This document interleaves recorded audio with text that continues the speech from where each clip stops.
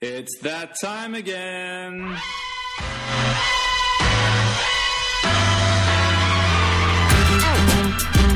out! Here it comes. Watch out! Here it comes. Watch out! Here it comes. Watch out! Welcome back to the Courtside Podcast. I'm your host, Wayne Hunt, and with me, the People's Champ, Vinrock. Vince, welcome back to the show. Oh, thrilled to be here. A thrilling event tonight. A thrilling event. It is. I can't wait. And of course, we're joined by our third co-host, Stu Benson. Gentlemen, it's October. It's about that time. Today we bring you a special show with. Oh, fuck you, Vince. I didn't say anything. Before you do. You've got him on eggshells. Before you do, buddy. So special. It's our Eastern Conference preview show tonight. We're going to give you the complete guide heading into this season for the Eastern Conference, followed up by the Western Conference straight after, episode 298. I'm pretty excited to talk about all the teams and all the moves made through the Eastern Conference. A weakened conference with a lot of the departures to the West, but to be honest, it's actually made, when you look at the East, the rankings and who misses out and who makes the playoffs a little bit more interesting as well. The obvious contenders of the Cavs and the Celtics, and then I guess it's a bit of a free-for-all. We've had so much chopping and changing that it opens the doors for teams that, you know, a year ago you wouldn't have even thought would be in contention. And then you've got to like the scrappiness of, you know, of some of the squads and what they've put together. And, you know, you could even throw, you know, Brooklyn, Charlotte have changed things up. These are teams that, you know, who knows where they could go. They could go anywhere from 8 to a third seed. Well, let's start off the Eastern Conference with the Atlanta Hawks.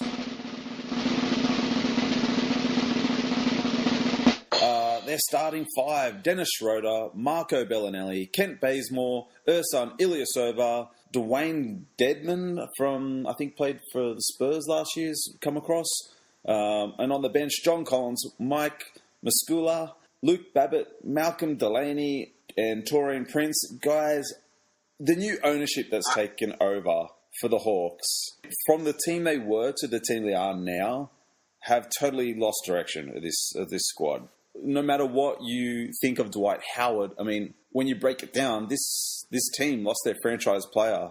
It's quite a remarkable fall from grace from a team who was posting the best record in the league. You know, Kyle Korver, Paul Millsap, Al Horford. I mean, what a turnaround! It's just it is massive rebuilding. If you're a Hawks fan, man, you got to go and buy 4 out of 5 new jerseys if you want to represent a starter. It's bizarre. Well, to me, simply, this team is it just looks like a team without a plan. I just look at that starting five, and there's probably Schroeder. Probably is the only one that really stands out. Bellinelli's decent role player. Ilyasova can have his big games, but wow, this just looks like there's no direction. It's a mishmash of players. Good luck if you're an Atlanta fan. Their rookie John Collins looks great. Had a great summer league, and he kind of reminded me of like a little bit of a Mario Stoudemire, where he's that real bounce in his step for his position at the power forward, but not much to look forward to. I mean, if you're hoping from big minutes off the bench from Luke Babbitt, then ouch. Collins is going to be really good. I think with the minutes that he'll get, he could very much put himself into Rookie of the Year contention. I think he might be a bit of a dark horse if given the minutes. Dedmon, I mean, it's a bit of a show and prove. I mean, there's a few guys who've had good seasons with the Spurs and they've gone on to not do a lot. It'd be interesting, but I don't know who else they were going to get on the free agent market, so they had to grab somebody to replace Dwight. But man, this is a bit of a project. But again, I mean, Atlanta has proven year after year that they do tend to be a destination that the free agents do like to gravitate towards. I wouldn't be surprised if within the next year or two that they could probably get somebody on the market, but long season ahead for Hawks fans. Yeah, definitely. It's pretty funny. We talk about this Hawks team, where they've been and the decline. Going into this season with the depleted Eastern Conference, I think we're all in unison when we say that no playoffs for the Hawks this year. Yeah, no chance in hell. Absolutely not. I'm giving them a big fat airball. give them the airballs that the Sydney Kings put up today from the 3-point line. Oh, against the Jazz. yeah, nice. I give them the air balls that they're going to get from the team, and they should probably consider throwing a lifeline to Josh Smith, getting him back in the NBA, back at the ATL, and giving them even more air balls. Just quickly before we move on to the next team, for those new listeners out there, we have a dunk, layup, airball rating for each team. I forgot to mention before we started. What a terrible host. We do this every year as we preview the teams for the upcoming season. So we'll continue now with another team who, a little bit of a lackluster season last year, the Charlotte Hornets. Starting five, Kemba Walker, Nicholas Batum, Michael Kidd-Gilchrist back from injury, Marvin Williams, the newly acquired Dwight Howard, Frank the Tank, Malik Monk, Cody Zeller, Michael Carter-Williams, and Jeremy Lamb.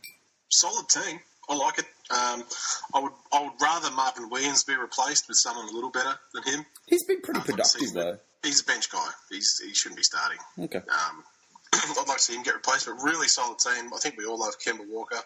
The addition of Howard is really good, and if he takes Jordan's advice and get that footwork down pat, hopefully he's got his head right and motivated, because he could really help this team. And I think Frank the Tank will come along. They need Kidd-Gilchrist healthy, because the guy is just a really good defender. I think he's fixed his jump shot, because that thing was broken. I don't think they're ever going to fix it. You know, I think it's one of those things. I think it's the most they can hope for is get it consistent, but I don't think they're ever going to straighten it out. I think it's better anyway, from what I'm hearing. But I really like this team, and they've got a lot of depth too. So I'm thinking, good things.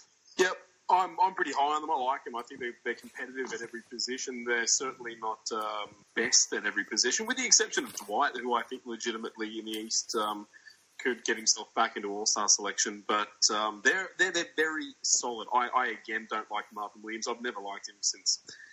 Not to say I haven't liked him. I've never been as high on him. I don't understand why he was the number 2 draft pick after Andrew Bogut. I don't think he was that great at North Carolina. He's been solid. His 3-point efficiency is still very good, but I don't know if he's a starter. And I think later on in his career, I think he could fill that 3-point marksman off the bench role for a championship contender. But is he a starting 3? No. But I like him. I think they're playoff bound, and I hope they find an identity. And led by Kemba, they're gonna be competitive every game. Yeah, well, for me, echo a lot of what you guys said. The Kidd-Gilchrist injury and the late injury to Walker in the season really hurt their playoff chances. That really cut the line off.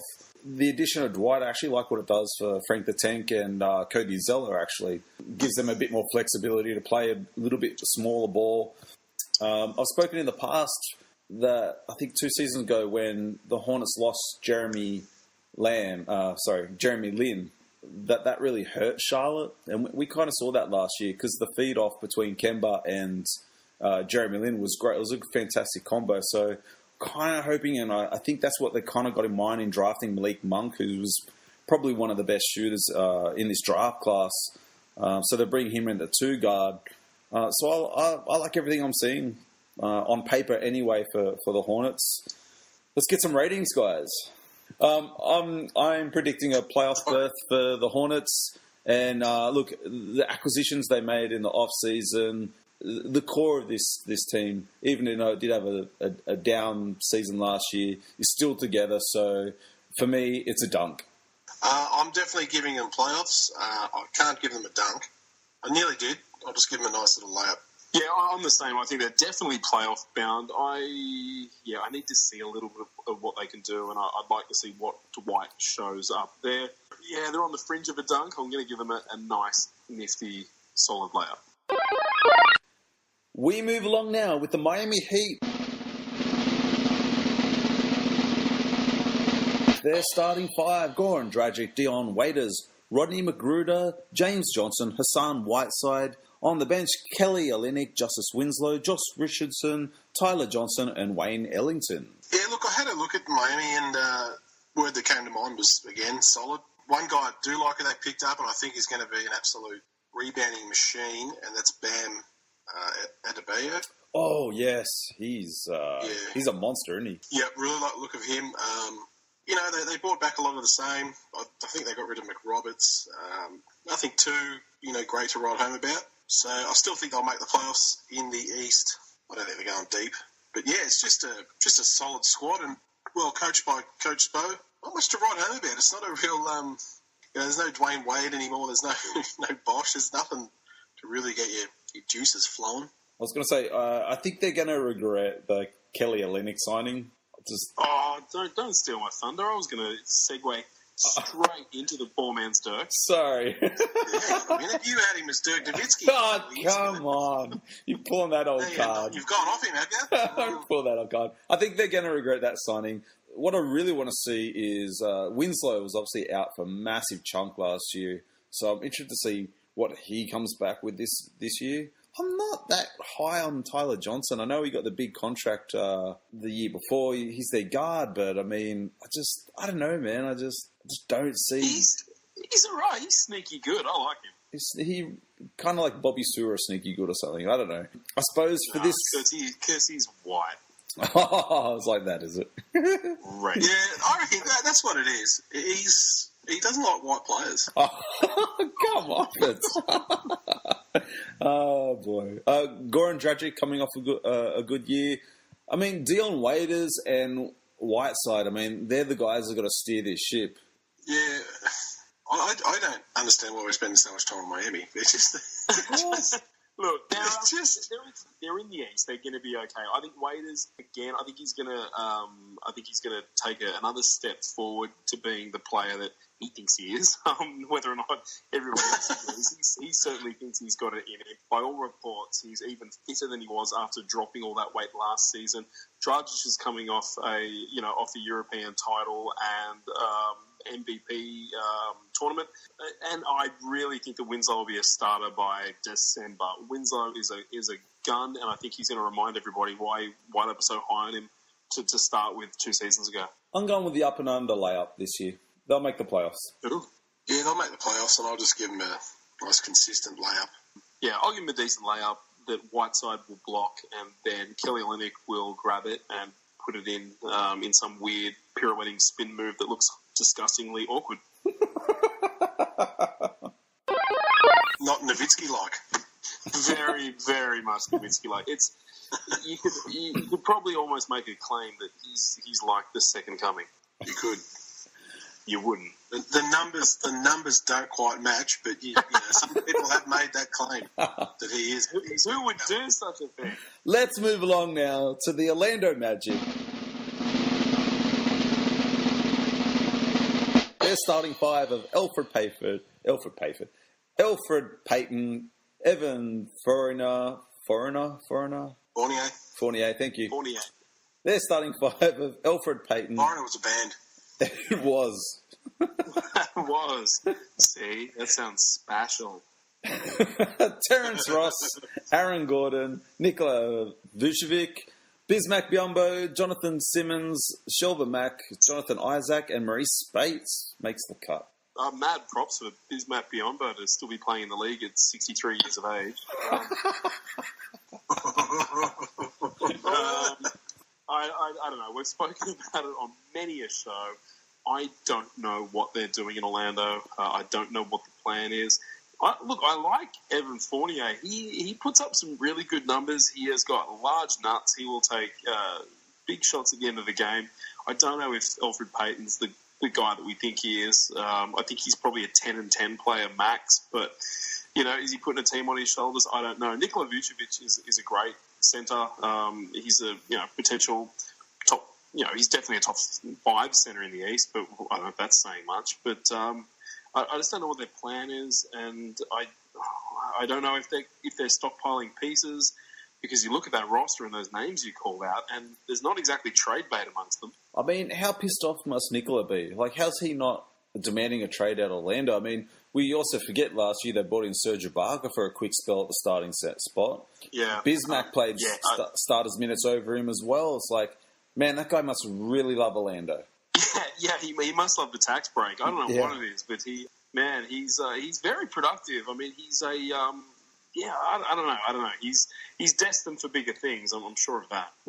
Yeah, look, I don't know about size of Isaac's nuts, but he excites me. I like the look of him.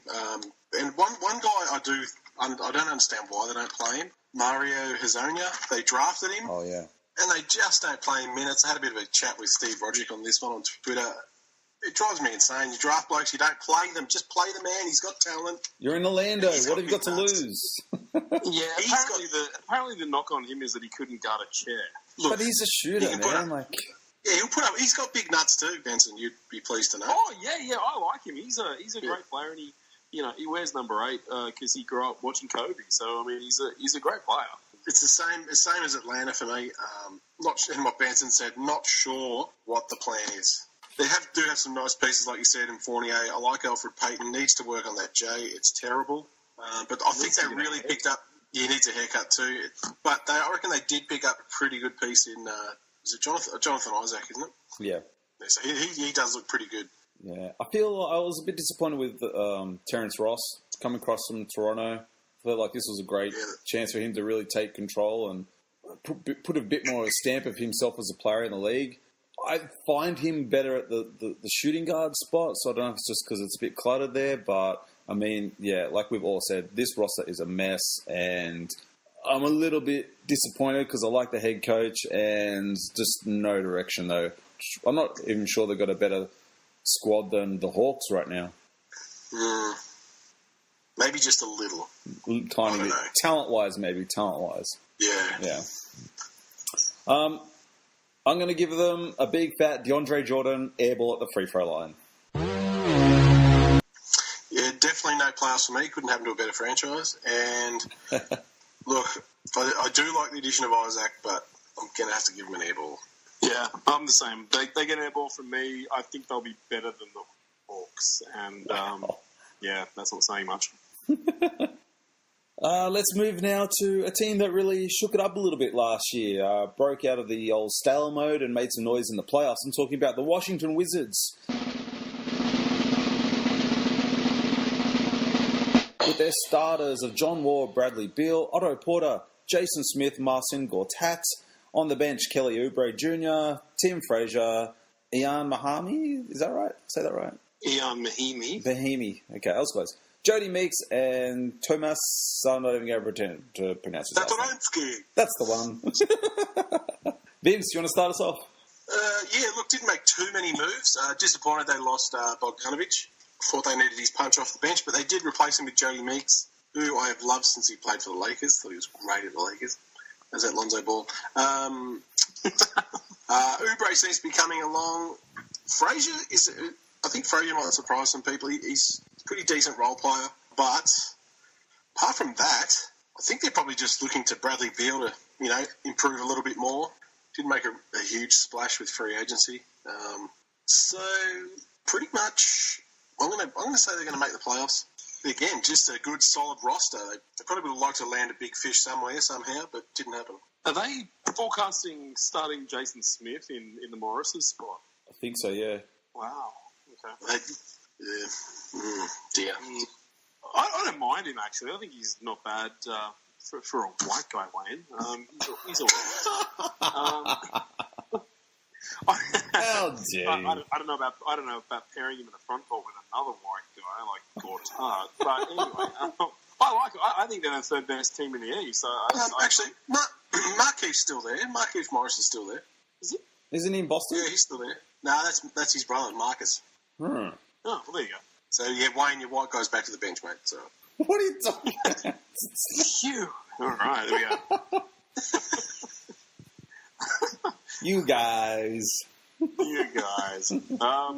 Yeah, I do. I think they're the third best team in the East. I think if your backcourt is Bradley Beal and John Wall, you're going places. It'll just be a depth thing. I mean, I don't know. They just sort of disappeared in the playoffs. It must eat at them, and I hope that they want to rectify that, because the way they went out was not the way that they represented themselves during the season, and not the way in which they hold themselves as competitive professionals. I know that duo would be just mortified that was their send-off. And I honestly think they would have given the Cavs a better fight than the Celtics did, particularly given Thomas's injury. So there's a lot of what ifs over last season, and this is up to them now. So I like what they've got, and I do expect them to be the third seed in the East. Well, I think they definitely turned a corner, even though they did go out to the Celtics. I mean, there's a couple of factors in that. I mean, you can't predict Kelly Olynyk pulling the game of his life out of his butthole, to seal the series. And the momentum that Isaiah Thomas had coming off the death of his sister, I mean, they probably should have taken care of business, but I mean, it's been a long time coming for the Wizards making some noise in the playoffs. So I feel like they did turn that corner at least last year anyway. So this year they seem very motivated, Beal and Wall. Like you said, Vince, though, I mean, I don't think you can ask much more of John Wall right now. And to be honest, I don't think he can give you much more than he's already doing. But Beal, I mean, he had a better year last year as far as staying healthy.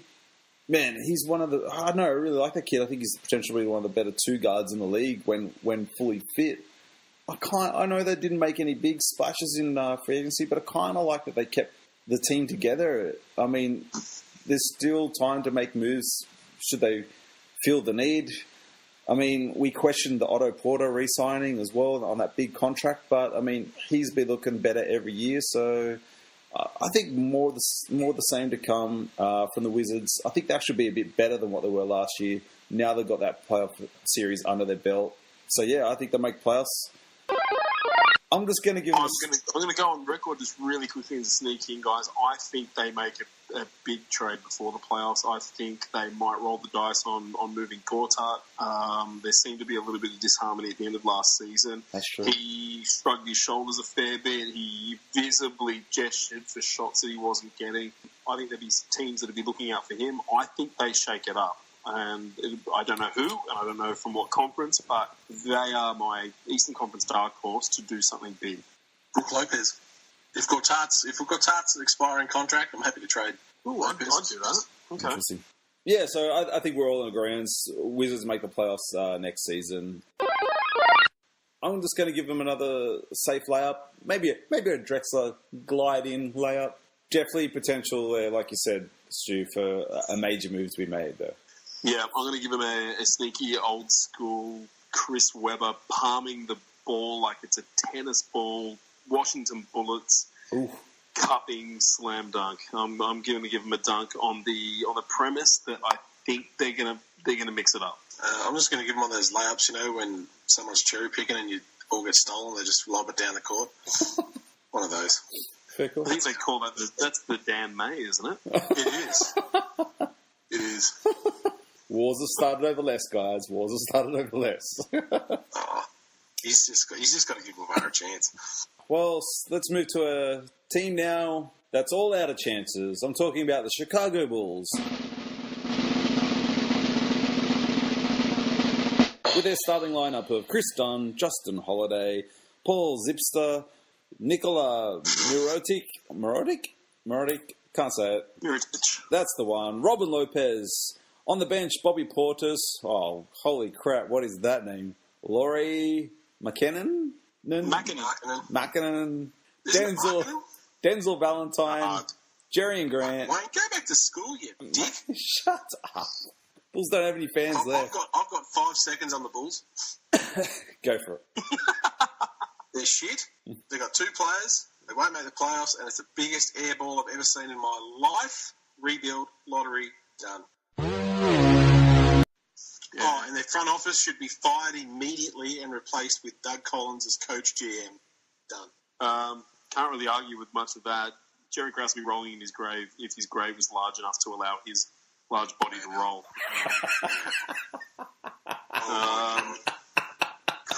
Christ almighty, what an absolute clusterfuck of general management nincompoopery. It is bad. I mean, this is one of the most storied franchises in NBA history. It's a joke. Keyword was. Yeah, man. I mean, that's exactly right. Totally right. Was. It just seems like wrong coach, wrong lineup, wrong moves, bad moves. I mean, bad contracts. The history of them being a bad franchise has been, it's been there even with success that's come along. I mean, how do you let MJ go to the Wizards at all? Like, how do you break that Bulls team up at all? I mean, just constantly bad moves after bad moves. I mean, they let Wade go for nothing. Absolutely nothing.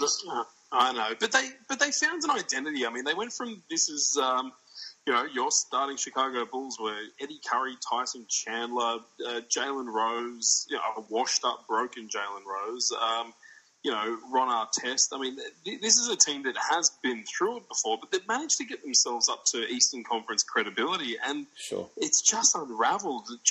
And I know injuries to Rose, and I know they picked up a Dwayne Wade and put him in a roster that just had injuries with Rondo and things like that. But man, to look at their roster right now, it's a D-League affiliate team. It's insane. It's a schmozzle. It's disgusting. I mean, if you're a Bulls fan and you're a long-time Bulls fan, you're looking at this roster going into this year. You're just absolutely disgusted. You're gutted. I mean, there's not much. Yep. I think Vince captured it all, but I mean, man, what a shit fight. I mean, they're going to be absolutely spewing that Adam Silver's change up the rules on the whole tanking business because, man, they can't even tank right. Yeah. They could really be in contention for one of the, I would say, top 10 worst records in NBA history is in contention this season. Oh, I think they're going for it. I mean, I actually feel really bad from the two guys that come over from Minnesota because they're going to pick up some bad habits. And Zach LaVine and Chris Dunn, man, get those guys out of there. They're ballers. Like, this is terrible. Yeah, we might get to see a lot of Zach LaVine highlights if the ACL on the leg's okay. But apart from that, man, not a glimmer of hope. A big fat air ball from me. Look, the ball's not even pumped up. They're shooting a deflated ball. So there we go. Yep, happy with that. Actually, I'll go one further. Management forgot to bring the basketballs for this year. So they didn't even get to shoot. Let's move along to the powerhouse of the East, and has been for the past few years now. I'm talking about the Cleveland Cavaliers.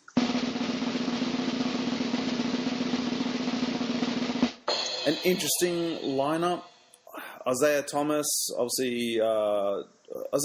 Dwayne Wade, LeBron James, Jay Crowder, Kevin Love, Derrick Rose, Tristan Thompson being moved to the bench, I think, now for Kevin Love, J.R. Smith, Possible. Yeah, Kyle Korver, Channing Frye, and Shumpert's still there. Can I just say the one player that they acquired that really excites me, Jay Crowder. The defense, he can shoot the three, he can play the 4 and the 3. He lets them match up better, and because we all know the road goes through Golden State, he gets them to match up better against Golden State. You can have him, Love, LeBron, Rose or Thomas if they both fit. Wade at the 2.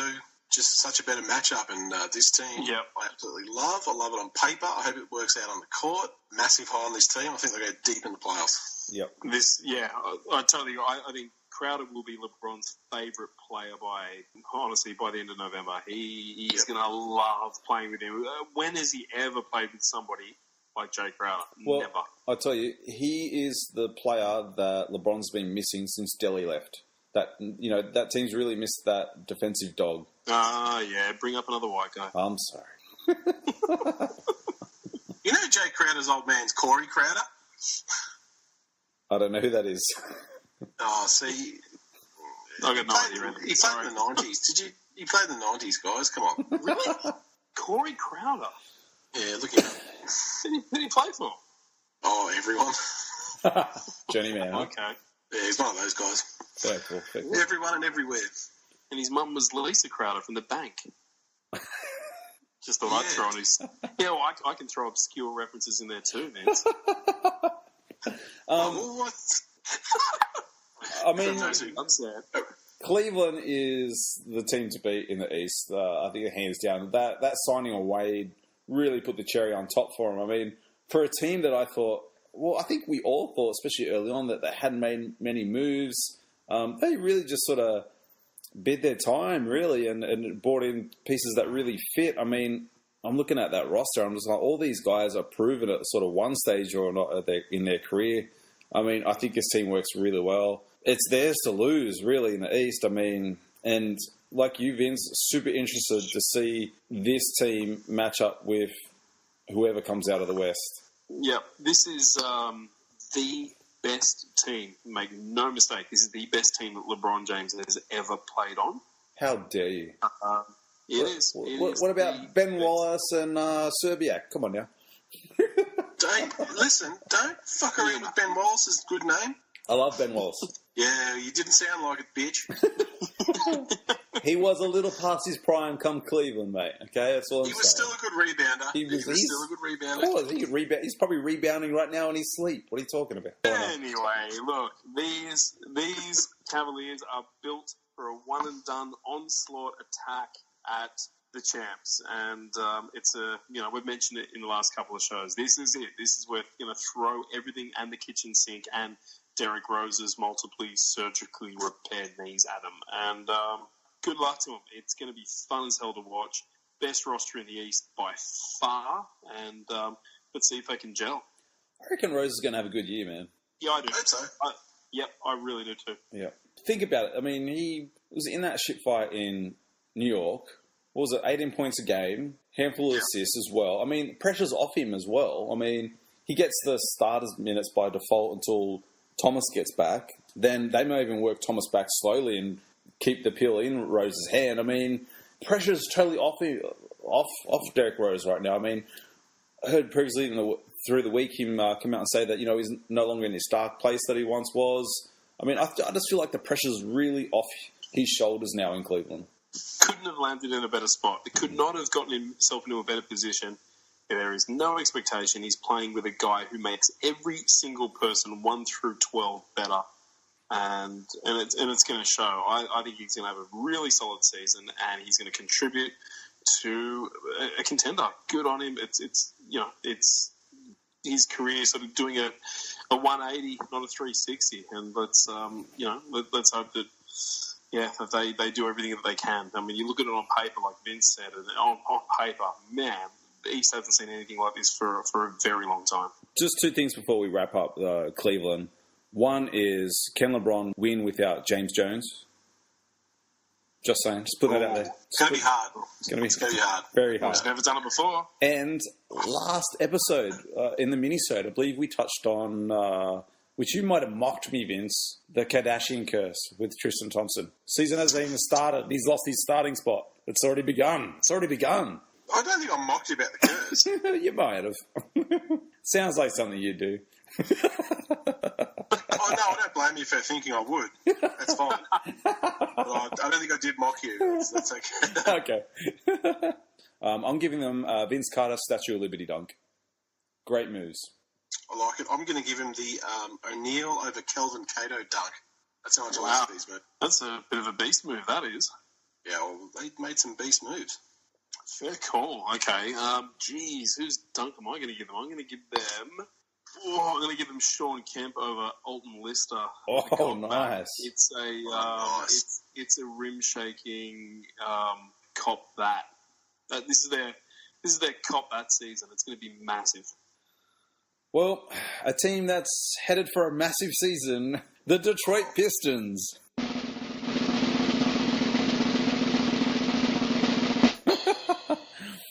Their starting five: Ish Smith, Avery Bradley, Tobias Harris, John Lure, Andre Drummond, Reggie Jackson, Langston Galloway, Stanley Johnson, Anthony Tolliver, and Luke Kennard, the rookie. Who was that? Who was that guard? Reggie who? Reggie Jackson. Oh, that's right. I might start off this one. Man, what just schmozzle. We spoke about our thoughts on Stan Van Gundy, maybe just either giving up one role or the other. I mean, it's just not working. It's not working at all. Reggie Jackson should pay back all the money that he stole from that Reggie Jackson. Needs to give back all that money he stole after last year's schmozzle of a year. This team is just not working together. It is like a puzzle that's from 3 different puzzles in the one box? Well, as you know, I listen to the Rip City Bad Boys, and Keelan King's one of my favourite NBA guys, and he's a big Detroit fan. And you know what? Try something crazy, Stan Van Gundy. Throw the ball into Andre Drummond. Just throw it out there. Give it to him in the post. See what happens. He might actually score. Because this team, for some reason, will not throw him the ball in the post. He busts his ass on the defensive end. He gets rebounds. He blocks shots. Do not be surprised if he asks for a trade by the end of the season. I think Van Gundy had a plan for this team. He made some solid signings. I think he's lost control. He doesn't know which button to push next, who to go for next. He's got Ish Smith. Why? He's not a starter. They're in a lot of trouble. I don't think even Van Gundy lasts the season, mate. It's just not working out. They probably need a fresh start. I mean, which is not a good thing for Detroit. That's just looking at that squad alone. I mean, they need a leader. Like, there's no leader on this team. There's no, like, it doesn't feel like there's even a captain on this team. I mean, I like but Drummond could be that leader.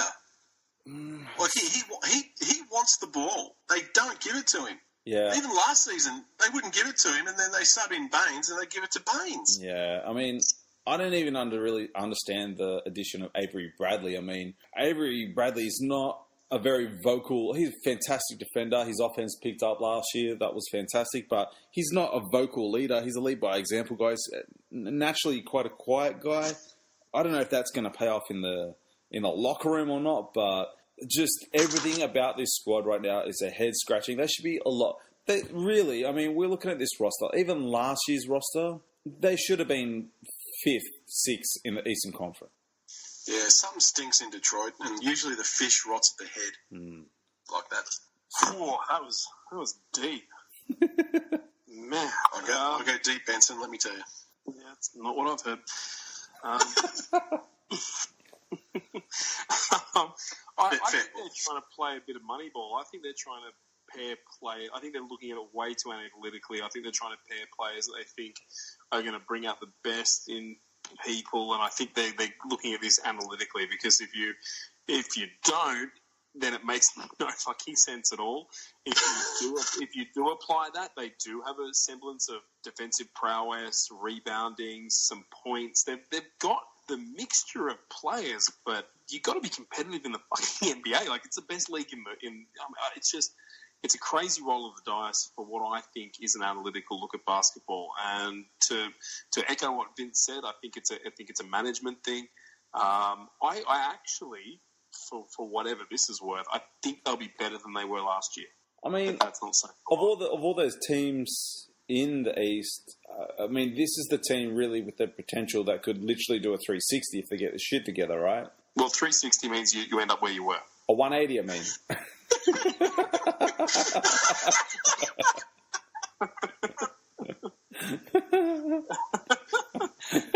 Yeah. We're hoping for big things from you, Detroit. A full 360. They're good around All-Star Weekend, but fall back apart. Yeah, basically, yeah. No, but I do think that they could improve their record, but again, it's a failing of your fans because it's not getting you to where you should be. It's an airball. Yeah, big fat airball for me. There's no two ways about it. Airball. Oh. And unfortunately, airball, and they're not making playoffs anytime soon. No, sir. Well, let's move along now to the Indiana Pacers. With their starters Darren Collison, Victor Oladipo, Bojan Bogdanovic, Thaddeus Young, Miles Turner, Corey Joseph, Lance Stevenson, Sabonis Al Jefferson, and Jared Uthoff. Who is Dean's nephew? I got corrected on Benson. Is that correct? No. Third cousin. Third cousin. There you go. I like him. They're scrappy at all positions. It's not the end of the world after the Paul George era. It could have ended up a lot worse. I like Oladipo. I just think he hasn't found a niche, and I know you can only say that for a player for so many seasons before you just go, okay, this is him. But I do think injury free, he will be a better player this season if he can stay that. Miles Turner's a stud. I think Born Ready will get himself back into some serviceable form. I like what they've got. For mine, they're a playoff team, and I guess they're just going to need some time to find an identity, but not the worst rebuild in history. You've got to make them the playoffs? Yeah, for sure. Wow. Yeah, I like them. I think they're scrappy. I like their identity. I still think that the players they've got do resonate with what Indiana basketball is all about. Yeah, I think Indiana fans should be pretty confident. Look, they're not going to set the world on fire. I think they'll scrape it at a 7 or 8, but I think that in the East, with an East-heavy schedule, that they should be competitive, considering that 2 out of 3 games that they will play will be interconference, and they're playing against the Bulls. They're playing against Charlotte. They're going to play against the Orlando Magic. I think that gives them a good opportunity to sift to the top of the shit pile. You're crazy. Thanks, man. I'll take it. Vince, Pacers. I like some of their pieces. I don't like Collison starting. I like the fact they got Oladipo and Sabonis. I think Sabonis is going to be a nice NBA player, but they're not making the playoffs. And I'm just giving them a nice, simple layup on the fact of getting Sabonis and Oladipo. But unfortunately, no playoffs for Indianapolis. Yeah, I got no playoffs for Indiana. I'm going to touch on something that Stu mentioned as well. Just considering where the situation was with Paul George and what they got back for him, I actually don't think it's half bad. Ideally, you might want to bring in some higher caliber players, but they still got some good guys. I mean, I just can't see this squad making the playoffs. I mean, even if Thaddeus has a good year, even if Turner, I mean, I really like Miles Turner, but I'm interested to see how he pans out now with the total focus. He becomes the franchise guy now. If Al Jefferson can stay healthy, he'll help him out a lot. What is he's dropped a lot of weight. So, I mean, who knows if that even translates for Al. I mean, I know the guy is strong that, but sometimes I think, especially as someone who plays his game with such a back-to-the-basket presence, I mean, sometimes I feel like those guys actually need that weight just so they can bully themselves around a little bit more. But in saying that, he's quite nifty around the rim anyway, so I'm sure he'll make it work. But I think it's going to come down to injuries for Indiana, but I just can't see him making the playoffs. Who knows, Wayne? They might do a 360 and just turn it around. Hey, may well. That'd be special. Look, I do asterisk what I said, that I'm not super high on them. They're not a home court advantage team, but Stick to your guns, Benson. Stick to your guns. Come on. No, I am. Don't do a Wayno. Do you hear the backpedaling going on, Vince? No. There's no 360s in my vocabulary. I don't even know what it means. I got them anywhere from 8 to 10. I think that they could sneak in on an 8 seed, and I think they could, that could just as easily flip and get them out of it at a 10 seed. But I'd like to see them make the playoffs. I think they could get it together by the end of the season. I'll stick with a very weak, swattable layup, only because the back of the trade, it could have been worse. It wasn't as bad as it could have been. I give the layup to the management. I'm going to give him a floater. I'll give him a Mike Conley floater. Let's move along now to a team that has the potential to shake it up in the Eastern Conference, the Milwaukee Bucks.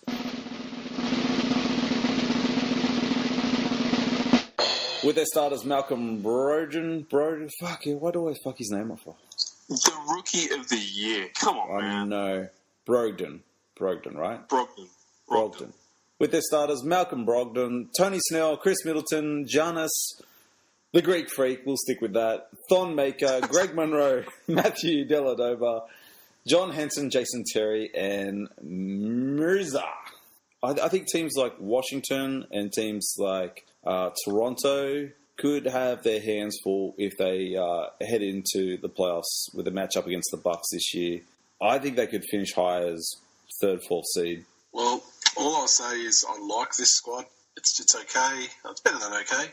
But as Giannis goes, so go with the Milwaukee Bucks, and I think he's going to improve again. I think Brogdon will improve. Jason Terry will give them absolutely nothing. think Thon Maker will improve. So yeah, I've got them making the playoffs too, man. So I agree with you. Yep, they're a home seed. I think they're the fourth best team in the East.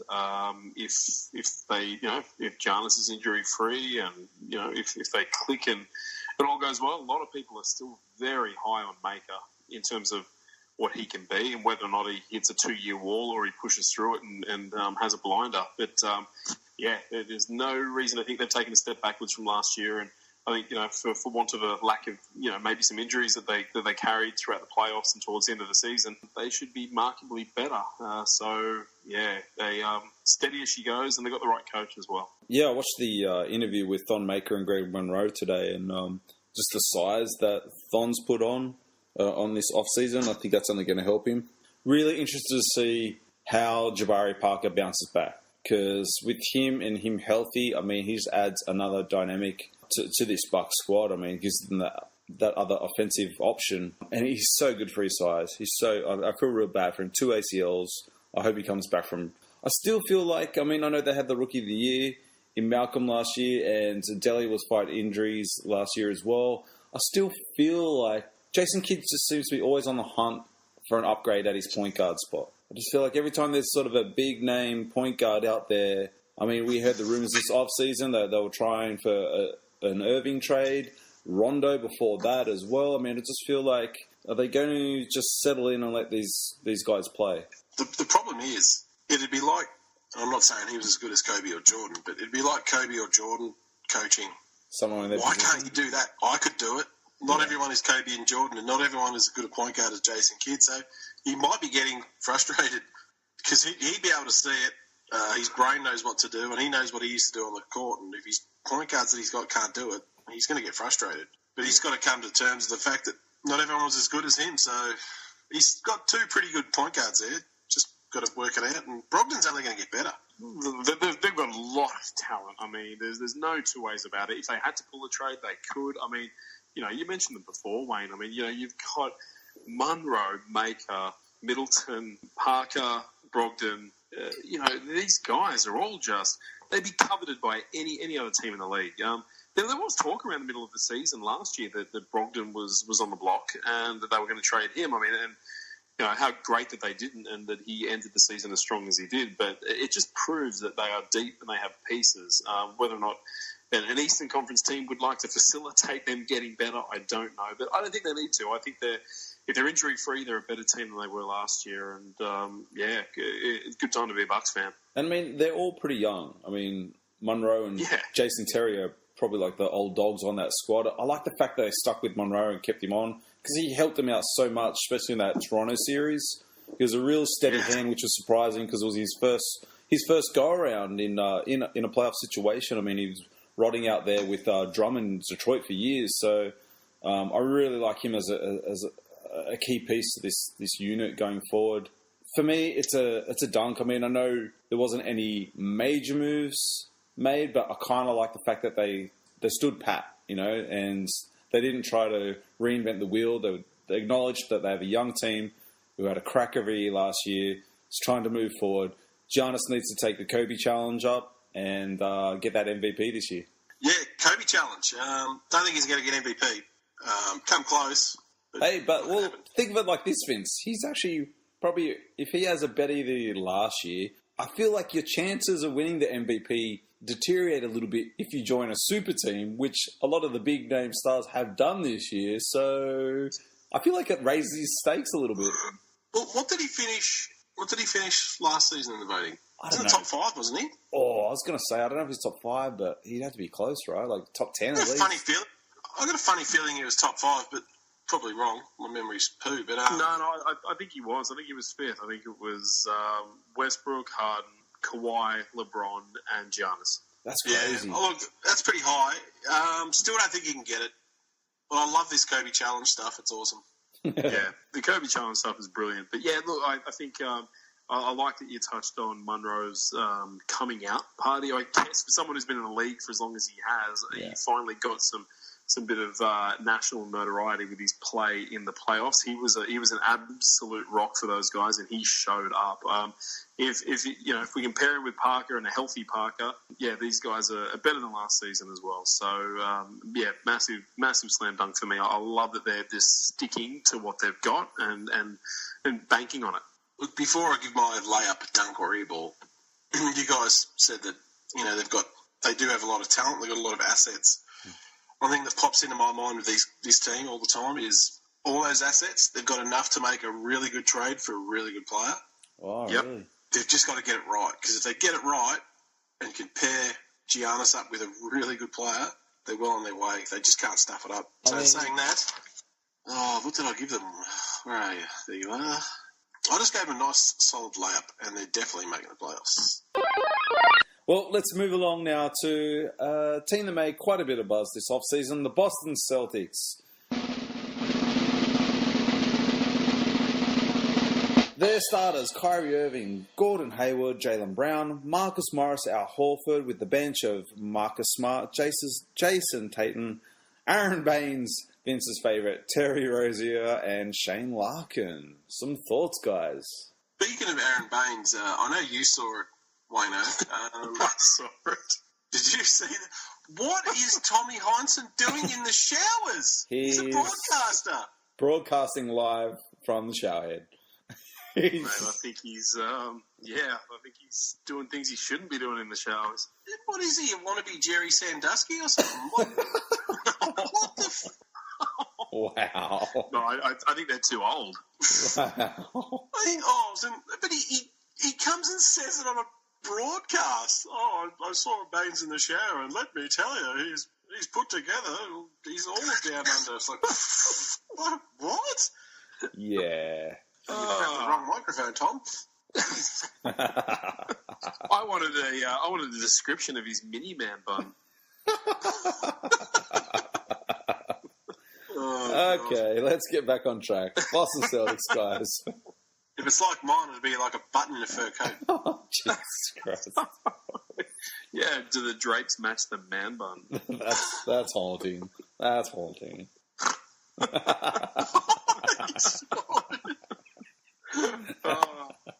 Look, looks really good on paper. I like the team. Plenty of talent. Love the coach. I mean, the moves they've made. Danny Ainge done it again. Don't think they're as good as Cleveland. They're definitely younger, and they're definitely making the playoffs. We all know that. It's probably going to come down to Cleveland and Boston. I just think, okay, you've got Irving, Hayward. We all know what Horford can do. What's Tatum going to give them? Is Jaylen Brown going to improve enough? They're going to miss Crowder big time. They didn't want to part with Crowder, but they had to throw him in. It's the only way you get Irving. But yeah, going deep in the playoffs, and I've got to give them a massive dunk for the moves they've pulled off. I'm just going to go for a Pippen on Ewing dunk. Ooh, Nice. That's one of the best in your faces of all time. Yeah, well, Danny Ainge did it again. I love Danny Ainge.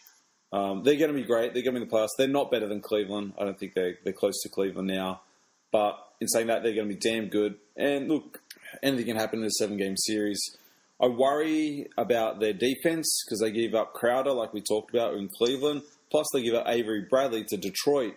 So, Yep. I mean, that's two guys on that Boston squad that would be willing to take the team's best scorer on. Do you know what I mean? You basically had any position covered as far as like talent-wise on that opposing team. They wiped that away now. There's only a handful of guys left from last season. So Horford, Smart, Rozier, and I think that's about it. Jaylen Brown, sorry. So 4 guys left over from last year's run. The gelling has to start again. They've proven nothing at the moment. They've got to go out and do it on the court. Really like the addition of Tatum and the combo with Tatum and Brown. How that pans out heading into the future, though, I'm not too sure. But it's going to be an interesting year for Boston's fans. I'm sure it's going to be successful. But for me, they're making the playoffs. But I'm just giving a layup. Wow. Oh, okay. That's weird. Okay. It's not going to help the camaraderie. No, not at all. Jeez. I feel kind of deflated after that. I'm really, really high on them. I think they're better than last season. I think they'll have a better record. I think they'll be better on the court. I think they are a better outfit. it's second seed in the bag, and if they can really click and fire together, then they have enough weaponry, I think, to make a good go at it. Fair I call. think Wayne's upset. No. Yeah. I don't know. I think, with all due respect to Jay Crowder and Avery Bradley, yeah, I don't think they. Yeah, I don't know. I just don't think they defined the Boston Celtics. I think Isaiah Thomas certainly did, and he's a massive loss to them. But, I mean, Brad Stevens doesn't get away with what he's got away with the past few seasons. We're having such a mismatched team anymore. I mean, that played into his favour, during playoffs because he could change the lineups, go super small if he wanted. Like, he had multiple options. That's been taken away now. I think there's a lot more positions set in stone. I'm sure Irving's a better than average defender. I'm not so sold on Gordon Hayward as a defender. I mean, who takes that? Who takes the opposing guys now? I mean, who's guarding LeBron come playoff time? I mean, that's if you've got Hayward on him, that's going to take a lot out of him come playoffs. LeBron will lick his lips if Hayward's on him. Totally, especially if they go small. And they've got Tatum out there and Jaylen Brown. He'll lick his chops. He'll just go to the basket. I'm interested to see how Jaylen Brown comes out this season because he had quite a good year last year, and it's a year under the belt. So yeah, got a ton of talent. I think he'll be fine. Yeah, I don't hate Boston. I just think there's still a lot of question marks, and like I said, they've still got to do it on the court. Like Vince said, they look great on paper, but that's got to convert.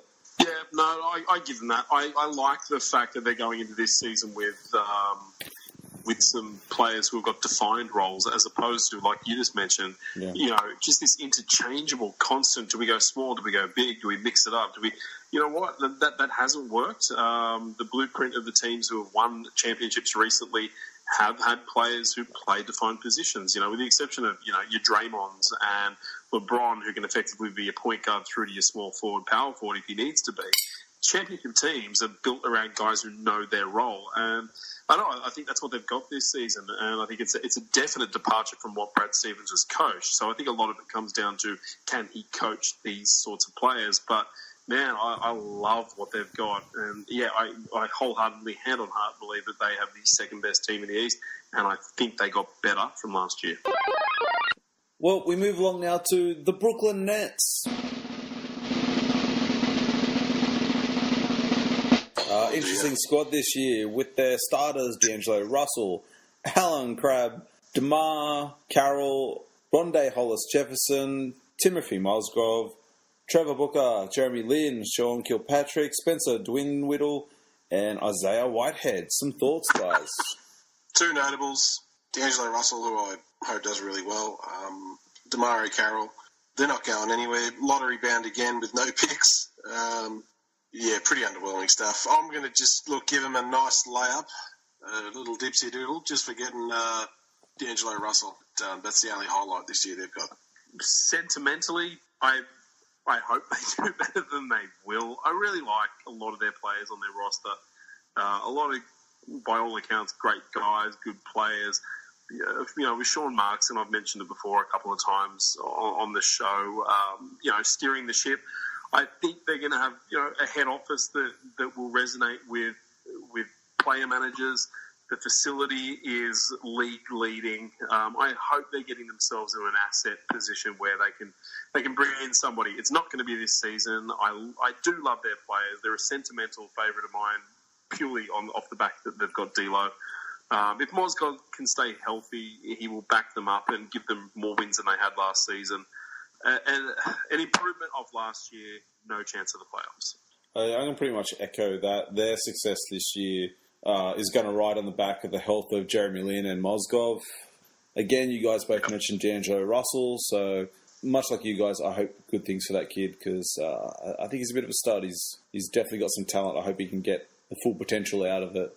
It's going to be an interesting season. They're definitely better than last year, but no playoffs. I'm going to give them just a layup. Yeah, I'm the same. I'll give him a layup. It's a pretty weak layup, but I don't know. I kind of, again, that Laker love and that sentimentality with D'Lo. I mean, he was our number 2 draft pick, and I want to see him go well. I kind of think that the system, Jeremy Lin's a real finder. He's got a nose for finding the open guy, and they're not going to have a lot of offense from a lot of other people. I think D'Lo could have himself a pretty good, shit season, good stats kind of a year. Yeah, I hope he has some big games. That's what I actually hope from this year. Like, I hope pressure's off. He doesn't have that pressure of, being in LA now. Like, the team is what it is, this Brooklyn Nets. So I just hope that extra pressure off him just lets his game flourish a little bit. He is going to go so hard against the Lakers this season. Oh, yeah. We've got Lonzo. Doesn't matter. Lonzo will school him. Wow. Okay. Well, speaking of wow, the New York Knicks.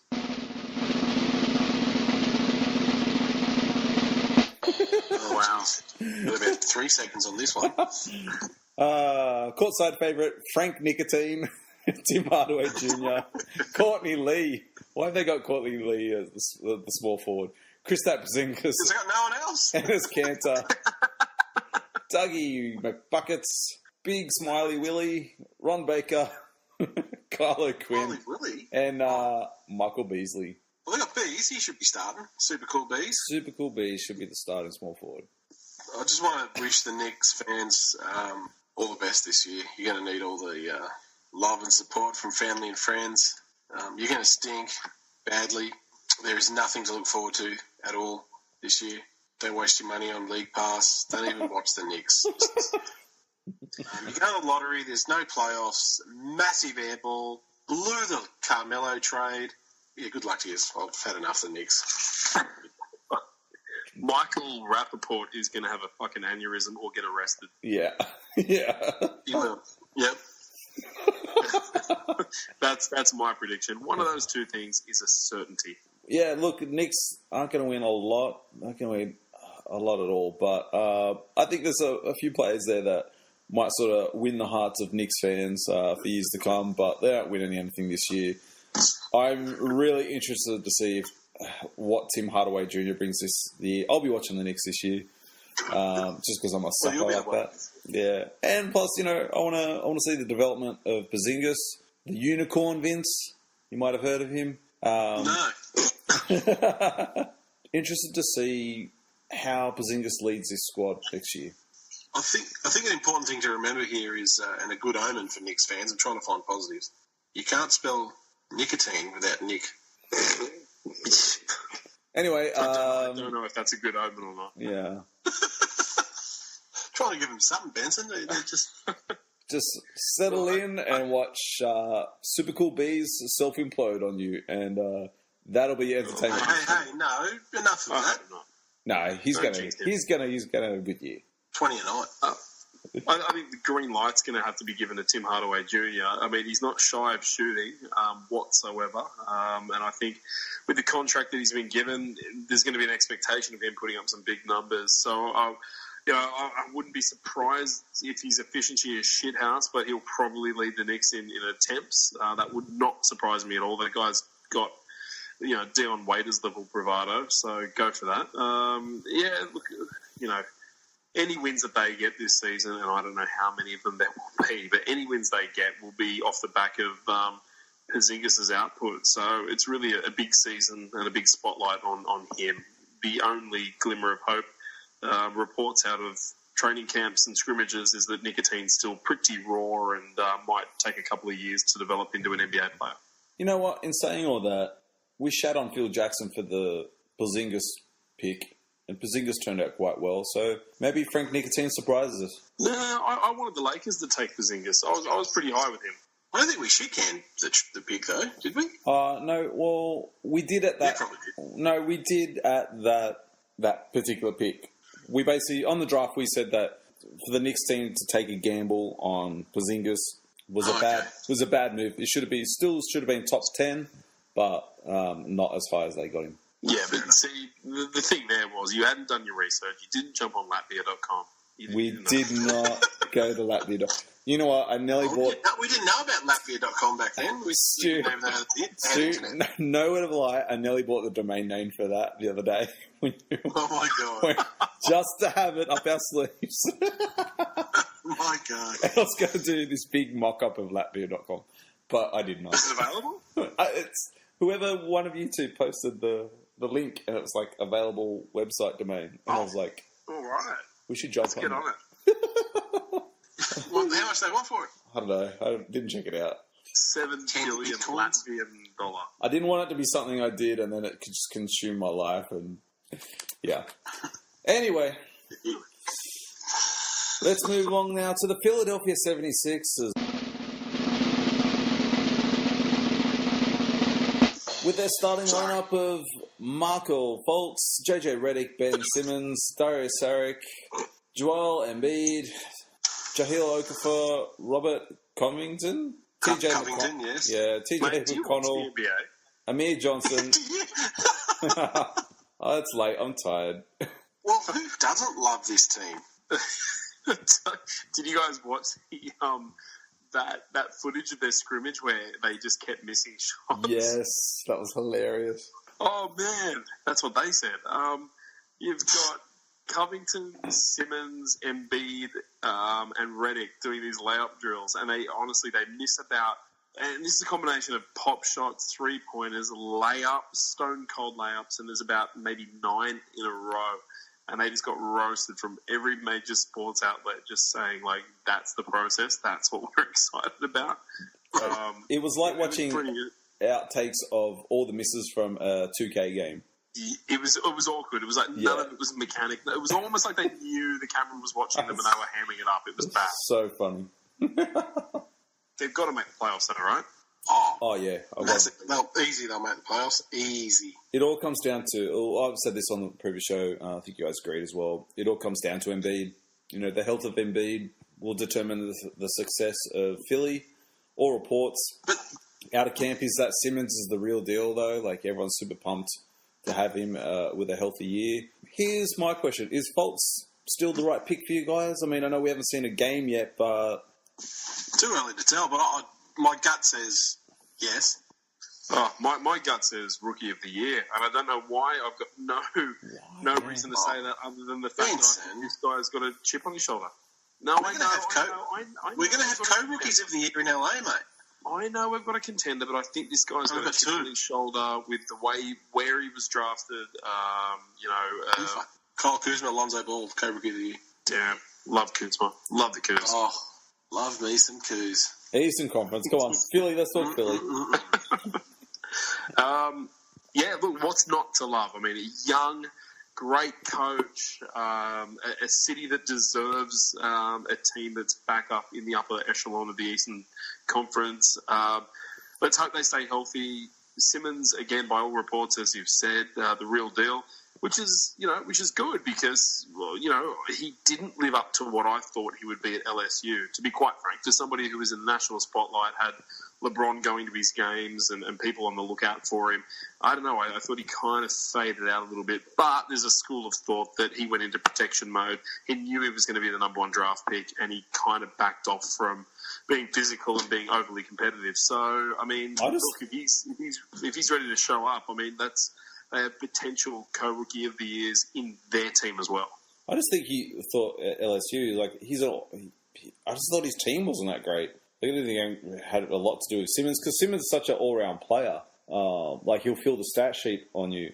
Like, he's not gonna come out and drop a 50-point game on you, but he's much like LeBron mold where he'll fill the stat sheet out. So that's what I just think that some people you can tell either it's a look in their eye or a look in their face, and you just know that they've got it, and it's what separates the good from the average.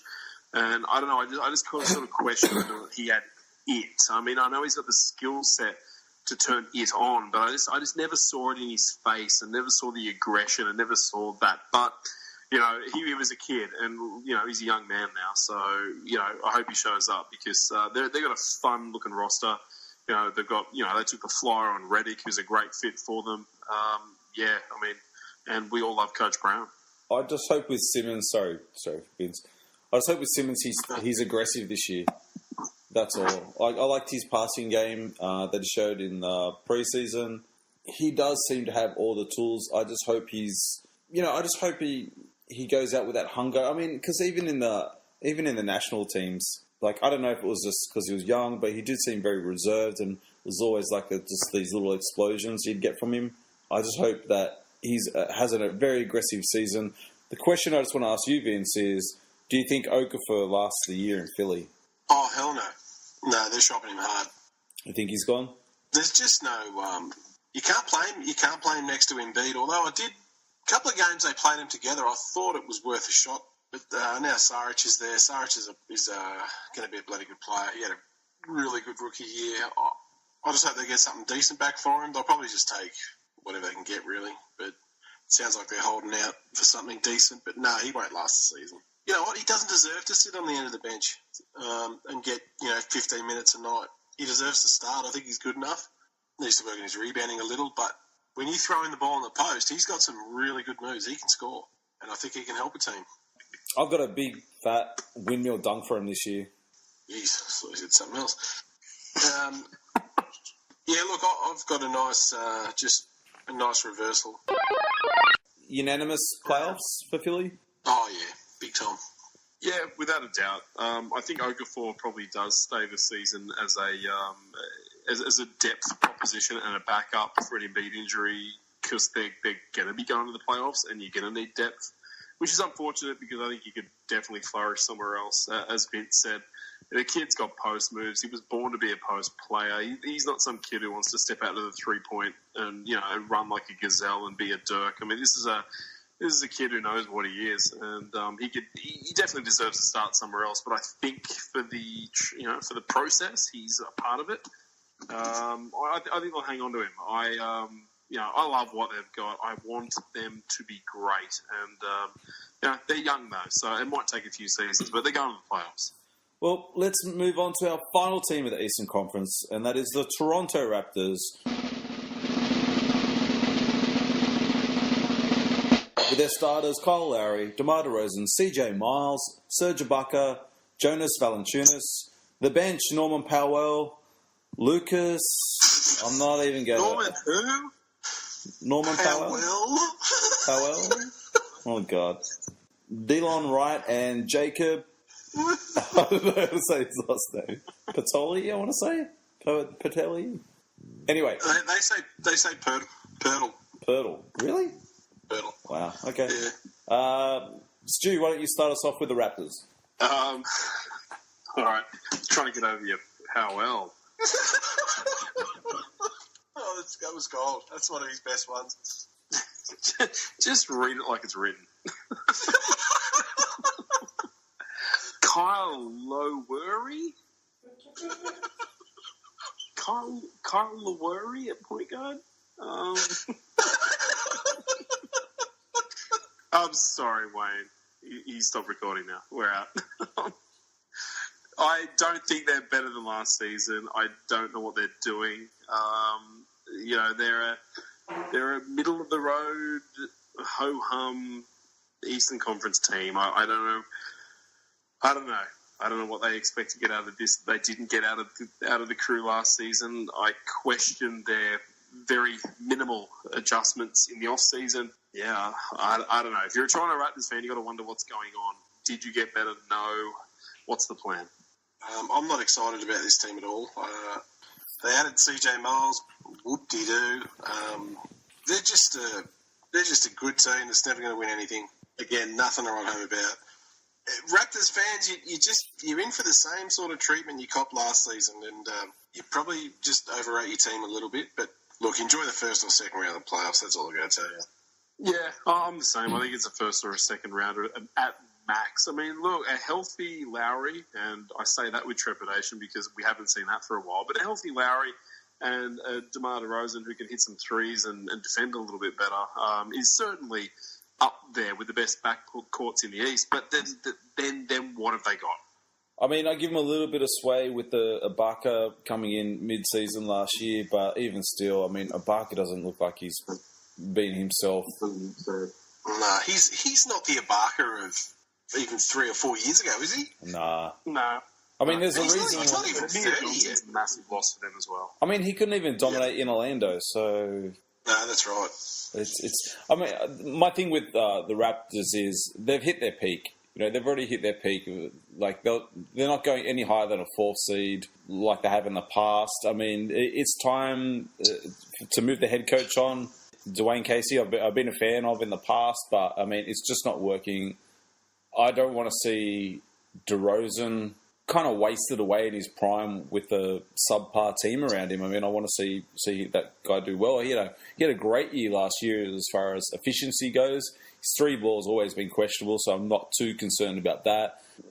I think for me, one of the biggest concerning factors with all this was this off-season, Lowry opting out. And to be honest with you, I only felt like Lowry went back to Toronto's because he had no offers.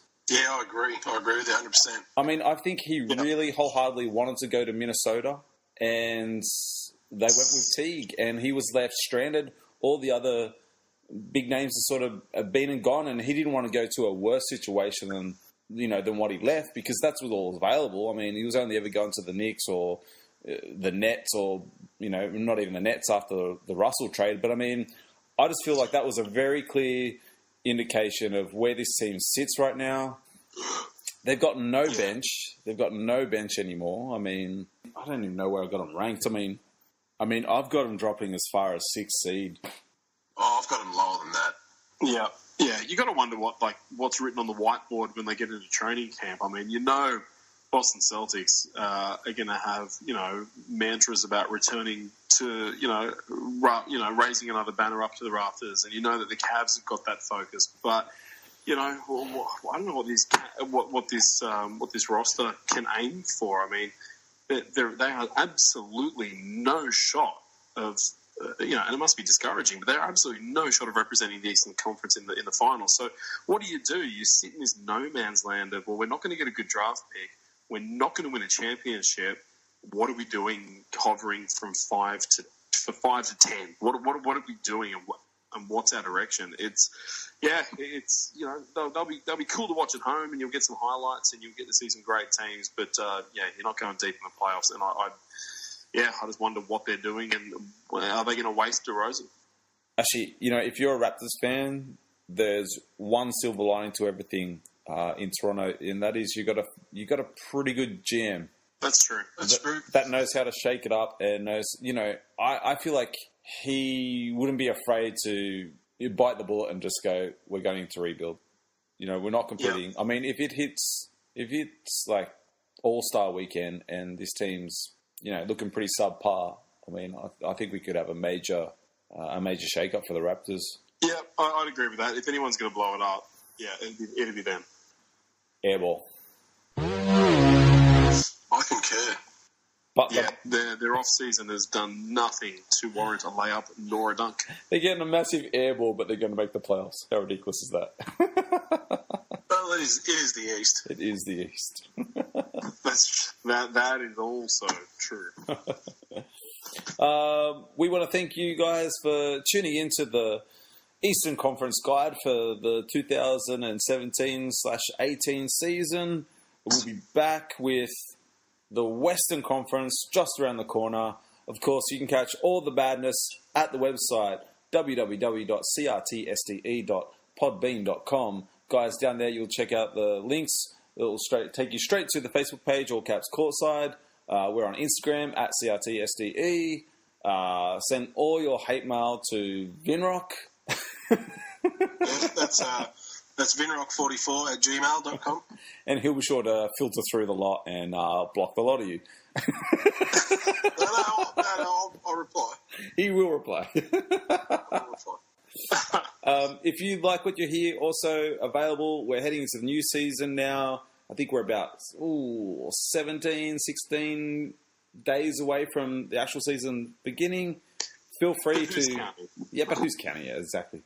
Feel free to sign up for our Season Pass, which is $20, gets you 12 months of extra access to the Courtside podcast, including all our Courtside Present shows and other shenanigans we get up to. We're closing in on 300 episodes. So close now, we can almost taste it. And the 300th episode will actually be at Stu Benson's mansion. Live from the mansion. Yeah, it's... he's tall and is the size of our house, so you can imagine how big this thing is. And he'll be at the mansion. He's got a pool. He's got a pool house. We'll be recording from the pool. Let's do that. Let's record drinking in some floating contraptions in the pool. Can we call it the Poolside Podcast? I think See, why not? we have to. It's only fair. So if anyone wants to sponsor the 300 show and fly me up to Sydney, business class, of course, so